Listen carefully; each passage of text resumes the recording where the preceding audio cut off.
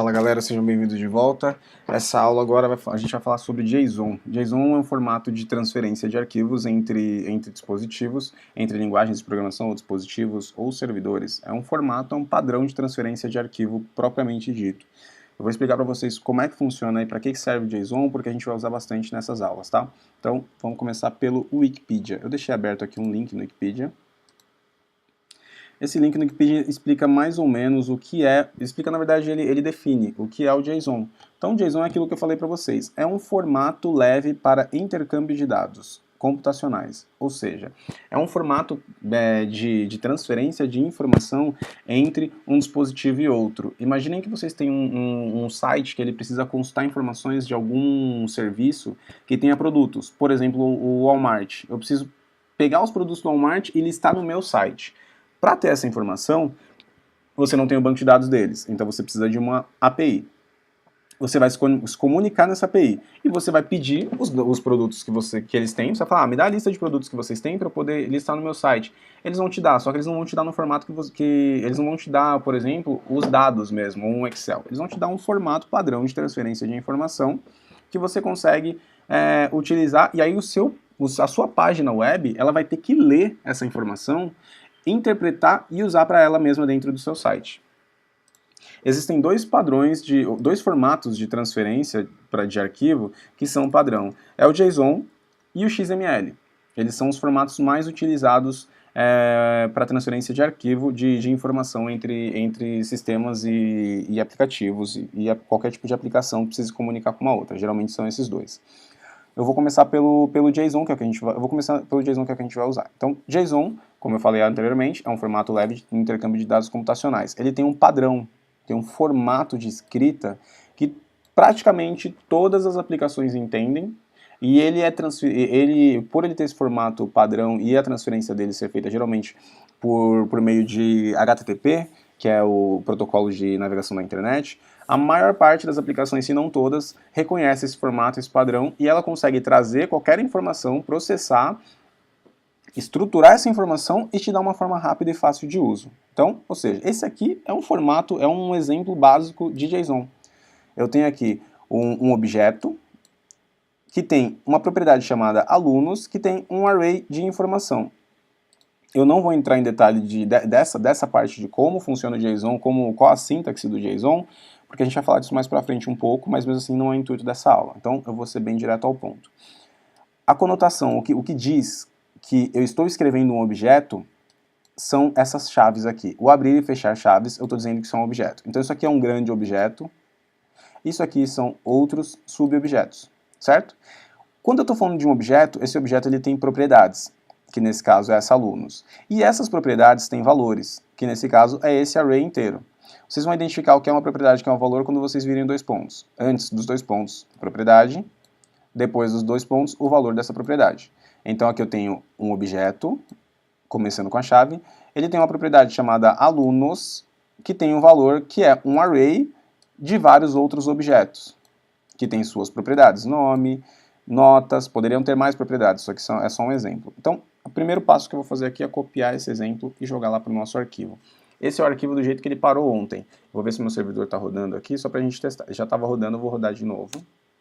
Só para vocês verem que está exatamente no ponto que a gente parou ontem. Então, hello world, estou acessando aqui a raiz, não tem nada depois da raiz, então ele teria mesmo que me mandar essa mensagem hello world. Ah, Charles, agora eu quero devolver a informação dos produtos, dos alunos que a gente viu lá no Wikipedia. Ok, eu vou vir aqui, vou colar. Percebam que aqui, deixa eu só voltar para explicar um pouquinho. Tem esse parênteses, certo? Isso é uma função, res.send, resposta, envie de resposta. Então aqui essa função está mandando esse textinho, por enquanto. A gente vai mudar. O JavaScript, ele reconhece a escrita de JSON, mesmo sem precisar você colocar entre aspas para ser string. Você pode mandar direto que ele reconhece. Então se a gente pegar aquele código que a gente viu agora há pouco, aqui no Wikipedia, e pegar ele e colar aqui, ele deveria funcionar. Vamos testar? Então, colei ele aqui, não deu nenhum erro de sintaxe. Vamos voltar aqui ele para frente. Vou organizar aqui um pouco, vou identar o meu código, certo? Só para ficar mais fácil de ler. tenham sempre essa boa prática em mente, tá? Sempre indentem o seu código, para ficar mais fácil de ler. Então, alunos, que é a propriedade, eu tenho aqui um objeto, que define que um objeto é a minha chave. Eu tenho aqui a propriedade de alunos, ela tem um valor que é um array, que tem vários outros objetos. Então a gente vai mudar aqui, eu vou deixar alunos mesmo. Alunos. Vou criar mais uma para vocês verem que dá para criar mais. Então aqui, depois que eu fechei toda essa instrução, a instrução sempre começa ou por uma chave ou por um colchete. Então, depois que fechou a instrução, eu vou vir aqui e vou colocar mais um parâmetro. Nesse caso, como eu coloquei a vírgula depois do colchete, o colchete é um filho desse cara aqui que é o objeto. Então, se eu colocar, ele vai adicionar essa propriedade ao objeto. Certo? Se eu colocar dentro desse cara aqui, que são essas informações, se eu criar mais um aqui, por exemplo, eu tenho nome, poderia criar aqui sobrenome. Sobrenome.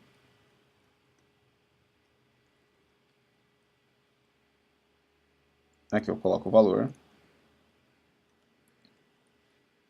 E aqui eu coloco outra vírgula para voltar. Percebam que não deu mais nenhum erro de sintaxe. Quando eu tiro a vírgula ele dá um erro de sintaxe porque está errado. Esse cara não era para ser ele aqui, ele espera uma vírgula.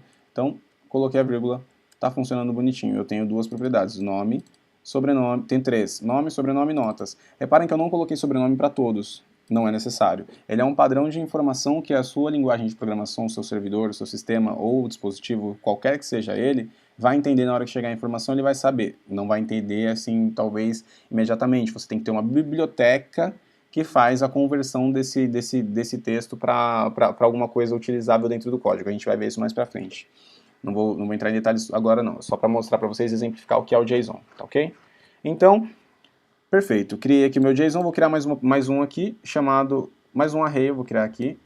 Já que estamos falando de alunos, eu vou criar um array aqui de professores. E no lugar de notas eu vou colocar salas, porque professores são responsáveis por determinadas salas. Eles têm as salas que eles dão aula. Tá. Ah, mas Charles, para que eu uso isso aí? Lembra que a gente falou que a API ela é uma coisa que está entre uma informação, um banco de dados e alguém que precisa utilizar essa informação? Imagine que você está desenvolvendo um aplicativo para uma escola e essa escola precisa mostrar no aplicativo todos os alunos que ela tem, todos os professores e as notas desses professores. A API seria só o ponto de conexão entre o banco de dados. A informação de alunos, professores, notas, está toda no banco de dados.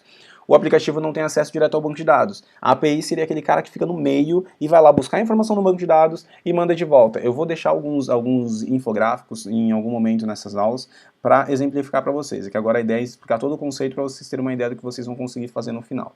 Então, em um resumo bem grande, é isso. A API ela é o intermediador da conversa do aplicativo com o serviço, com o banco de dados, com o seja lá qual for o outro tipo de serviço que estiver lá. Então tem o front-end ou um aplicativo, ele vai se comunicar com a API, que vai validar todas as informações que ele quer, vai validar as informações que ele está mandando, vai lá buscar no banco de dados e vai devolver, tá certo? Eu vou dar um exemplo disso na próxima aula.